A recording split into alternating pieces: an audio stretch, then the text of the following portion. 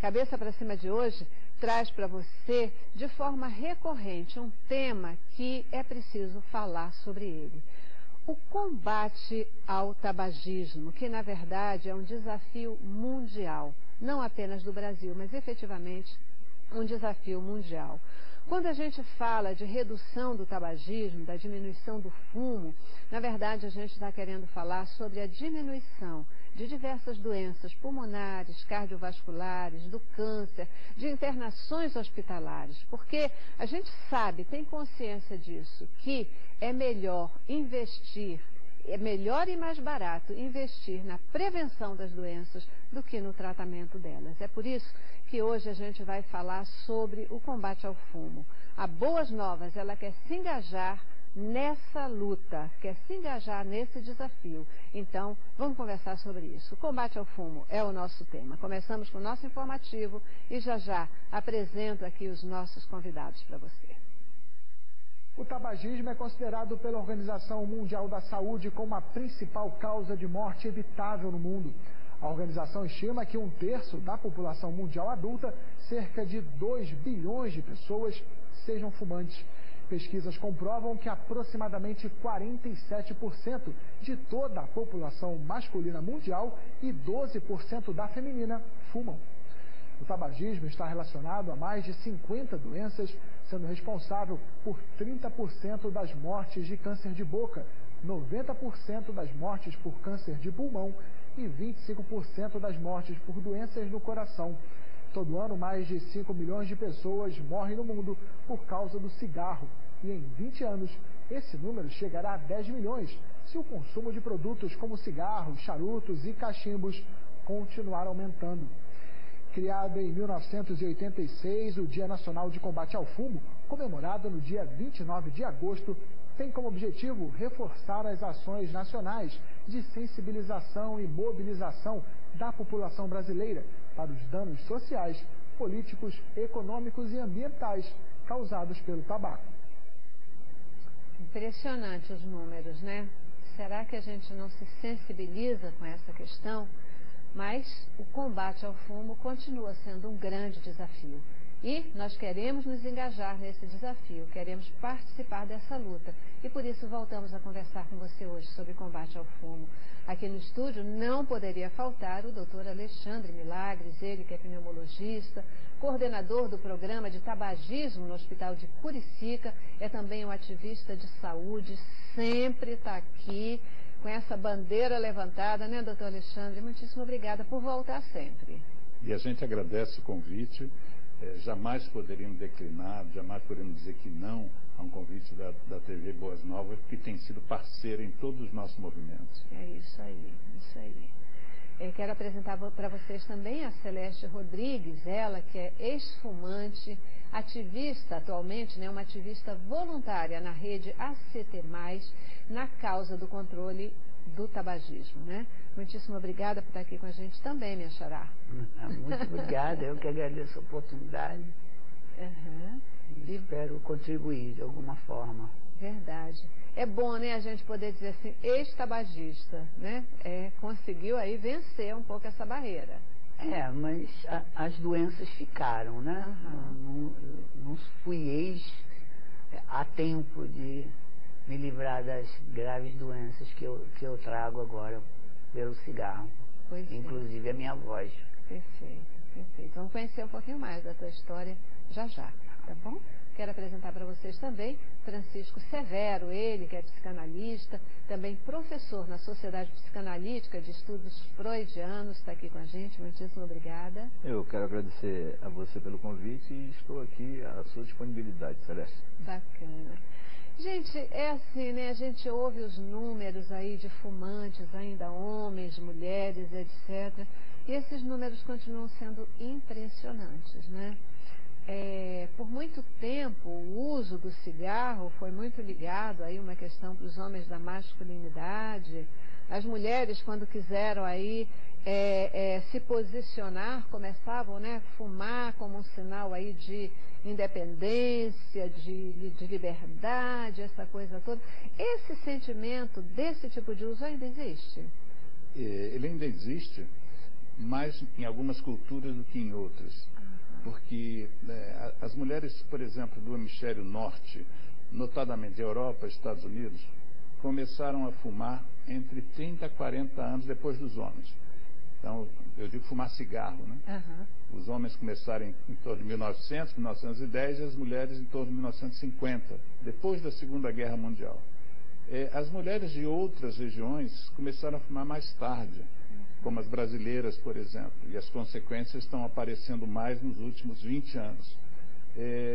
Mas ainda existem mercados, ainda existem nichos de consumo onde as mulheres ainda não alcançaram, vamos dizer, o mesmo status dos homens.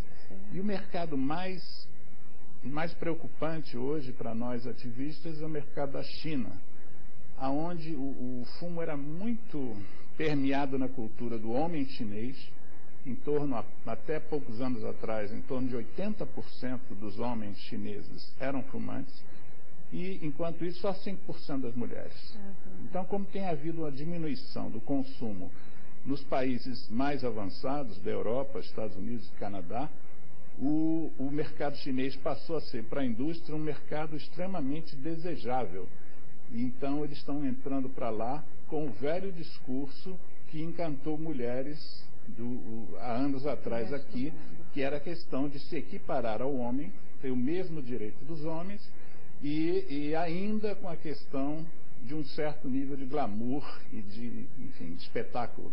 É uma coisa realmente preocupante, porque o mercado chinês é muito grande, o número de mulheres chinesas, obviamente, é um número que engloba dezenas de países juntos. Então, os ativistas também estão indo para a China para tentar alertá-los. É importante mesmo, né? Porque tem tanta coisa boa para a gente se equiparar aos homens, né? Essa daí é uma que não tem nada a ver. Não esquece, não deixa para lá, né, Celeste? Não tem nada a ver, não tem nada a ver realmente. As campanhas que vêm sendo feitas sobre o tabagismo, elas têm surtido efeito? Você já destacou aqui a questão da China, né, que está ainda no movimento crescente, mas como é que está isso no resto do mundo? Como é que está aqui no Brasil essa questão das campanhas? É muito interessante a gente observar que quando a gente coloca isso no nível praticamente só de campanha, né, o quanto que isso também tem como participação daquele que busca de alguma forma esse prazer. Né? Vende-se uma ilusão, a indústria vende essa ilusão para quem é consumista, e o consumidor vai atrás tentando buscar algo que lhe traga algum prazer. Né? Prazer esse que a princípio é, na verdade, para remeter a alguma outra falta que esse indivíduo tem com relação a alguma demanda pessoal. E quando o mercado entende que de alguma forma ele pode se utilizar disso para, digamos assim, trazer para si esse consumidor, e cada vez mais, quanto mais com relação ao seu vício, melhor para ele. Então, quando a gente estabelece por via do mercado que ele tem, não é um domínio, mas é um glamour, como o Dr. Alexandre acabou de falar, que fascina, que alia aquilo que você deseja ao teu vício, que faz com que você esqueça em um certo momento que você está sendo vítima daquele alijamento, né, que é colocado pela mídia. E a gente tem sentido resultado nessas campanhas? O Brasil está num nível bastante avançado em relação ao controle do tabaco. E em parte, por causa das iniciativas que vieram do Legislativo, né? Primeiro, a demanda foi ao Legislativo, e o Legislativo, então, criou leis que estão amparando boa parte das ações do movimento contra o fumo no Brasil. Obviamente, nenhuma das leis que a gente conquistou foram leis que caíram no nosso colo. Ao contrário, a indústria fazia um esforço grande para barrar praticamente todas as leis que a gente pensava. Por exemplo, evitar-se anúncios, propaganda em qualquer tipo de mídia. A indústria e os seus porta-vozes diziam que A imprensa ia quebrar, porque a imprensa não ia poder recolher os recursos do patrocínio da indústria. Depois, por exemplo, nós conseguimos uma outra lei importantíssima, que é a lei que proíbe o fumo em ambientes fechados. Isso inclui, obviamente, restaurantes e bares. Novamente, o movimento contrário veio dizer que os restaurantes e bares iam quebrar, porque a maioria dos frequentadores seriam fumantes. Uma vez impedidos de fumar no ambiente, eles iriam deixar de frequentar o ambiente. Mesmo já tendo provas em outras regiões, em outros países, onde isso não aconteceu. Ao contrário, os restaurantes passaram a ter uma frequência maior dos não fumantes. Outras leis que a gente conquistou, por exemplo, colocar imagens de advertência nos maços. Muitas pessoas aprendiam qual era o mal que o cigarro fazia a partir das doenças que constavam nas imagens de advertência. Por exemplo, um aborto.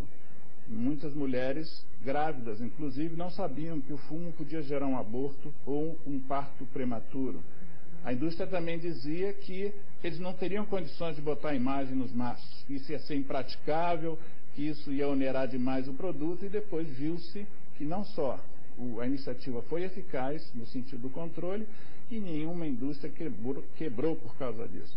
A Fórmula 1, que basicamente era patrocinada pela indústria do tabaco, está aí até hoje, arrecadando seus milhões com outros patrocínios, e não quebrou, como se também alegava que não teríamos mais corrida de Fórmula 1 sem o apoio da indústria do tabaco. É possível a gente, assim, com essa adesão, né, do governo à campanha de combate ao tabagismo, é possível a gente ter algum índice de redução do tabagismo aqui no Brasil?